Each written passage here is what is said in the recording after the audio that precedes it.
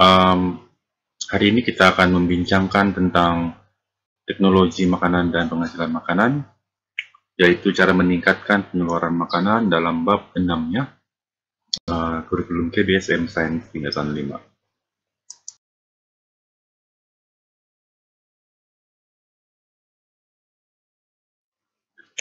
Baik, mengapakah kita perlu mempertingkatkan quality dan quantity pengeluaran makanan? Baik, pengeluaran makanan perlu ditambah untuk menampung keperluan makanan yang semakin meningkat akibat daripada pertambahan penduduk.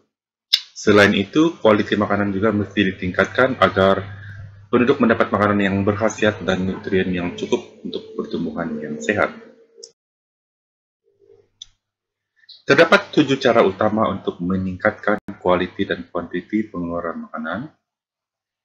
Yang pertama ialah penggunaan baka yang bermutu.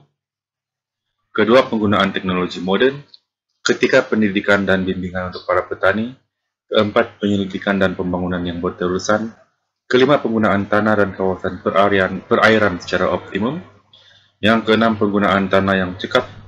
Dan yang ketujuh, makanan yang diubah sesuai secara kejuruteraan genetik. Baik, yang pertama ialah penggunaan baka yang bermutu.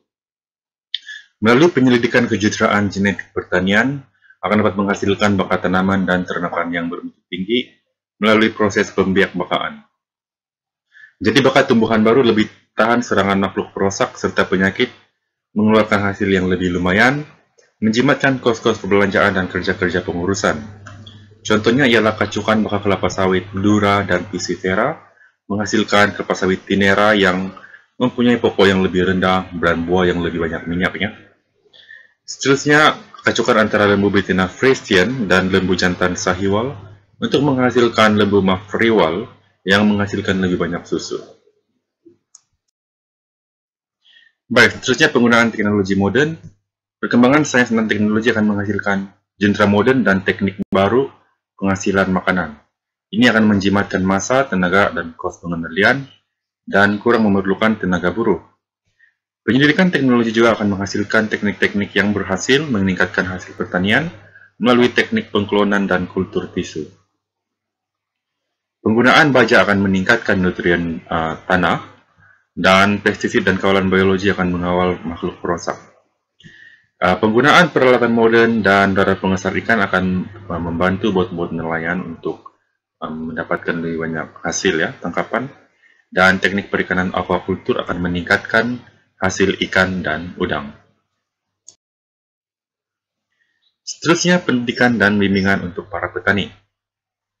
Terdapat agensi-agensi kerajaan seperti Institut Penyelidikan dan juga Kemajuan Pertanian Malaysia, MARDI, Jabatan Pertanian, Pertubuhan Peladang dalam memberi bimbingan dan pendidikan kepada para petani melalui seminar, latihan, kursus, dan ceramah. Melalui penyelidikan dan bimbingan lebih banyak baka baru di tumbuhan dihasilkan, dan teknik pertanian modern dapat diaplikasikan untuk melawan makhluk perosak, dan khidmat nasihat daripada pegawai Jabatan Pertanian kepada para petani untuk menyelesaikan masalah yang mungkin timbul dalam bidang pertanian. Dan seterusnya, keempat ialah penyelidikan pembangunan yang berterusan. Penyelidikan dan pembangunan yang berterusan ataupun research and development akan dapat membantu meningkatkan kualiti dan kuantiti pengeluaran makanan. Ini terdapat dalam MARDI, contohnya meningkatkan produktiviti dalam bidang pertanian kecuali getah dan sawit. MPOB, Lembaga Minyak Kelapa Sawit Malaysia, meningkatkan kualiti minyak sawit dan mempelbagaikan kegunaan minyak kelapa sawit. FAMA, Lembaga Pemasaran Pertanian Persekutuan, menyelaras dan meningkatkan pemasaran hasil pertanian di Malaysia, dan juga universiti tempatan, contohnya UKM, UPM dan UMS dalam melakukan penyelidikan dan pembangunan dalam ternakan dan tanaman. Yang kelima ialah penggunaan tanah dan kawasan perairan secara optimum. Felcra akan terlibat dalam memajukan tanah terbiar untuk pertanian, manakala Felda membuka dan memajukan tanah untuk dijadikan suatu kawasan pertanian, dan pakar tanah akan membuat kajian untuk kesesuaian satu tempat terhadap sesuatu jenis tanaman. Manakala LKIM, Lembaga Kemajuan Ikan Malaysia, memberi khidmat nasihat kepada para pengusaha projek aquakultur dan usaha-usaha yang dijalankan agensi kerajaan dapat menambahkan hasil pengeluaran makanan dan pendapatan nelayan, seterusnya meningkatkan sumber protein kepada rakyat. Yang keenam ialah pengurusan tanah yang cekap. Ini adalah penting untuk menjamin kesuburan tanah. Jika tanah tidak diurus dengan betul akan menyebabkan hakikat tanah dan zat-zat terlarut meresap ke dalam tanah. Penanaman bergilir, contohnya tumbuhan kekacang kepada padi, kekacang kepada padi, akan menyebabkan nutrien yang berbeza digunakan dan mengekalkan kesuburan tanah. Bajak asli daripada najis haiwan ternakan boleh digunakan untuk membajak suatu kawasan pertanian, dan sistem bersepadu. Contohnya haiwan ternakan seperti kambing dan lembu diternak di ladang kelapa sawit. Sistem penanaman mengikut kontur akan mencegah hakisan tanah, contohnya padi bukit, dan penanaman tanaman tutup bumi, contohnya ubi keledek dan kacang tanah, mengelakkan hakisan dan mendatangkan hasil pertanian samping.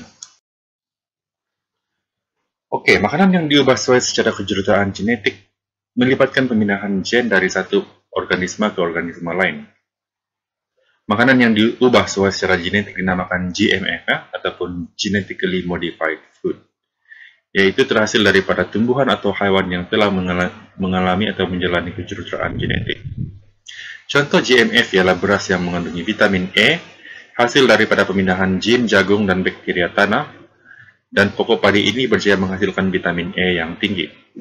Selain itu, terdapat tomato yang tidak mudah rosak, tomato yang berwarna ungu hasil daripada gen daripada haiwan yang berwarna ungu, tumbuhan yang berwarna ungu, dan ubi keledek tahan penyakit virus. Baik, kebaikan dan keburukan makanan yang diubah secara genetik. Kebaikannya meningkatkan quality dan quantity, mempunyai daya tahan penyakit yang lebih kuat, lebih tahan serangan serangga dan tidak perlu pestisid, dan makanan lebih tahan lama. Manakala keburukan pula dipercayai boleh menimbulkan penyakit alahan atau alergik, mengganggu keseimbangan ekosistem, yang mana organisme yang diubah sesuai menjadi lebih dominan, lebih tahan lama berbanding organisme asal. Akibatnya pemangsa akan mati kelaparan karena mangsanya yang telah menjadi lebih kuat. Seterusnya, gen yang diubah sesuai mungkin boleh mengubah gen normal manusia apabila organisme yang diubah sesuai secara genetik dimakannya. Jadi ini adalah antara isu-isu yang terdapat dalam makanan yang diubah sesuai secara genetik. Itu saja untuk subtopik ini. Terima kasih karena menonton dan diharapkan info ini dapat membantu Anda, dan jika ya bermanfaat, dipersilakan like, share, dan subscribe. Sekian, terima kasih dan selamat maju jaya.